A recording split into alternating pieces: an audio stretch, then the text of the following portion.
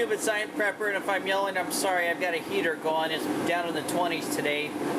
And I'm going to take this little guy here, which is a 50 cal ammunition can, and I'm going to make a stove out of it. Now, I've never done this before.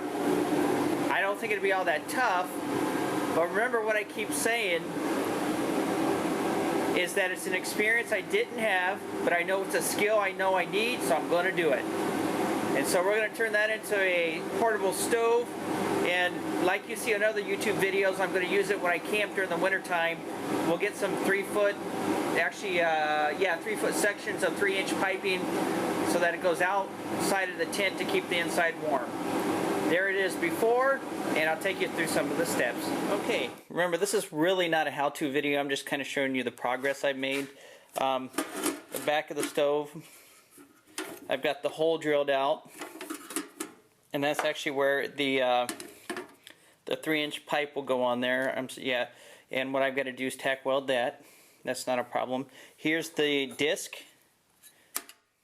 It was actually cut out of this hole. And what I'm going to do with that is on the front, I'm going to drill a hole in there, and this is going to be my use for controlling the airflow. Anyway, it'll go on there. This will go into here. Then I'll put another screw in the side, probably tack weld it, and you'll turn it to adjust the air. Yeah, just like that. No. So, getting the parts ready, and then I got to cut a door out of here. Square door, not the way my finger is actually. And then I'm going to put hinges on the side so that door opens and closes, and you can put firewood or fuel wood in as you need. Okay, here's the finished 50 cal ammunition stove. And many people ask, how did you come up with that? Well, I really didn't come up with this. I watched, and I read a lot of articles online, and then I watched the different people on YouTube make it, and I took the features that I liked the best and made mine.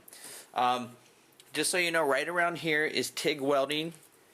On the front here, and this is actually, where you can control the damper, you can control the amount of oxygen getting in. This is actually TIG welding. And it had to be TIG welded because you got to control the amount of heat that you get on this box because it's pretty thin. And if you use a wire welding method, you stand a pretty good chance you're going to burn right through that. So all that's TIG welded, and there's where you're going to put the wood. I'll lift this up for you. And inside you can see that metal screen. That's where the wood will lay, and the purpose of it is to keep the wood off of the bottom, because eventually that heat on the bottom is going to eat through that bottom of that ammo can. You can see right here, that's the same material that you use to line your wood stove with. So I put that in there because I was having a problem when I cut it out.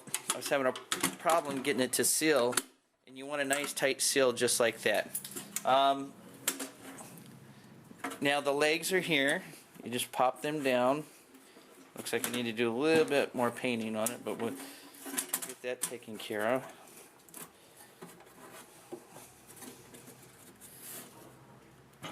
And then, so it is set up like this. Just like that. You put your wood in here.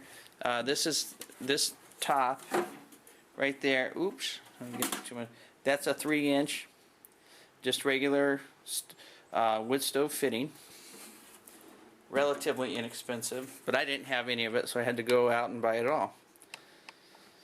Okay, I painted it black. That's the same high temp paint that you would use on your barbecue grill. I primered it. I actually bead blasted it down to the metal. Primered it with a high temp primer, and then I used the black paint that you would use for any barbecue when you paint that. Now, before you use any stove like this, you really need to make sure that you have a good burnout. So I'm going to go get ready to do a burnout on it, and probably have to balance it looks like. So, and that's it. That's my wood stove. I'll show you what the burnout looks like. Okay, there you have it. Doing the burnout on it. All that smoke is probably some of the organics from the paint, dirt, anything else. You want to do this before you use it or you put it in your tent or anything else. There's the chimney or stove chimney. I'm going to probably get another piece on that to get it to at least 9 feet tall so it fits in the tent, or 10 feet, sorry. And now I just sit here, let it do a burn off, and you can see.